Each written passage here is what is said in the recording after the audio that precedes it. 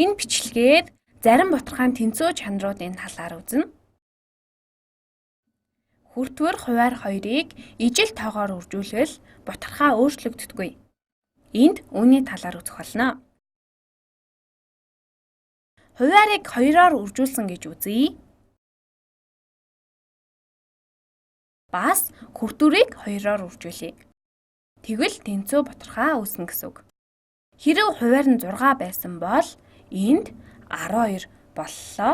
Харин хүртвэр нь 4, үүнийг бас 2-оор үржүүлэх гэж байгаа. Хүртвэрийг 2-оор үржүүлээд 8 болно. Иймээс 12-ны 8 бол 6-ны 4-тэй тэнцүү бутархаа юм аа. Үүнийг дүрсэн хэлбэрээр илэрхийлвэл би энийг энд хуулаад тавья. Харин 6 хуваахын оронд 12 хуваах хэрэгтэй. Эдгээр 6 хэсгийг тус бүр 2 хувааж болно. Энэ нь үндсэндээ 2-оор үржүүлсэнтэй адил. Иймээс 12 тэнцүү хэсэгтэй болно. Одоо бидэнд 12 тэнцүү хэсэг байна. 1, 2, 3, 4, 5, 6, 7, 8, 9, 10, 11, 12 тэнцүү хэсэг. Хэдэн шар өнгөөр будагдсан байна вэ? 1, 2, 3, 4, 5, 6, 7, 8. 12-ны 8. Энэ үнэхээр тодорхой байна. Бид өмнөхөөс 2 дахин их хэсэгтэй байвал өмнөхдөө яг ижил бутархаа үүсгэхийн тулд 2 дахин их хэсгийг будах хэрэгтэй болно. Үүнийг бас өөр аргаар илэрхийлж болно. Зөвхөн үржүүлэхээс гадна хүртвэр болон хуваарийг ижил тоонд хувааж болно. Тэгвэл бас л тэнцүү бутархаа үүснэ. Иймээс үүнийг 2-т хуваавал юу болох вэ? 2-т хуваавал үүнийг 2-т хуваая. 2 дахин бага хэсэгтэй болно. 3 тэнцүү хэсэгтэй болно. Бас хүртвэрийг нь адил тоонд хуваавал 6-ны 4-тэй тэнцүү бутархааг илэрхийлнэ. 4-ийг 2-т хуваавал 2. 3-ны 2, 6-ны 4, 12-ны 8 бүгд хоорондоо тэнцүү бутархаанууд юм. Үүнийг дүрсээр илэрхийлвэл энд 6 тэнцүү хэсэг байна. Үүнийг 3 тэнцүү хэсэг болгох хэрэгтэй. Тиймээс тэнцүү хэсгүүдийг 2-2-оор нь нийлүүлнэ. Энэ хоёрыг нийлүүлье.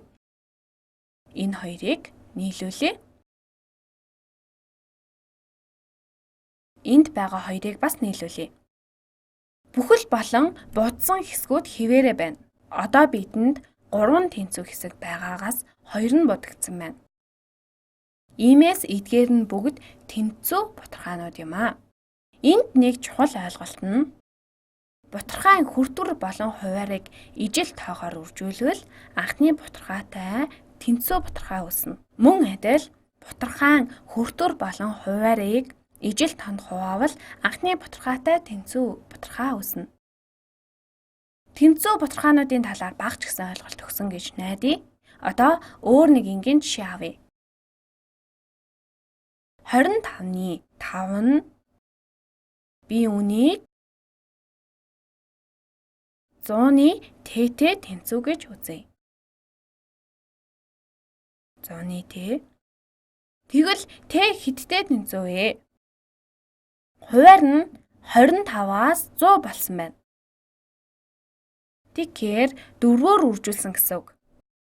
Одоо тэнцүү бутархаа үүсгэхийн тулд хүртвэрийг бас 4-өөр үржүүлнэ. Ингээд Т бол 20-той тэнцүү. 25-ны 5 бол 100-ны 20-той тэнцүү.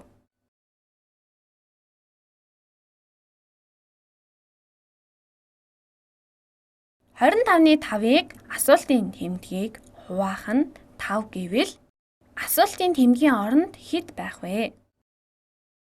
Үүнийг хуваах аргаар хийцгээе. Бутархаага 1-ийг хуваах нь асуултын тэмдэг гэж үзье. Хүртвэр нь 5-аас 1 болсон байна. Хүртвэрийг 5-т хуваавал 1 болно. Тэгэхээр хуваарийг бас 5-т хуваах хэрэгтэй. Хуваарийг 5-т хуваавал 25-ыг 5-т хуваавал 5 болно. Эдгээр нь бүгд хоорондоо тэнцүү бутархаанууд юм аа. 5-ны 1, 25-ны 5, 100-ны 20 бүгд хоорондоо тэнцүү бутархаанууд юм.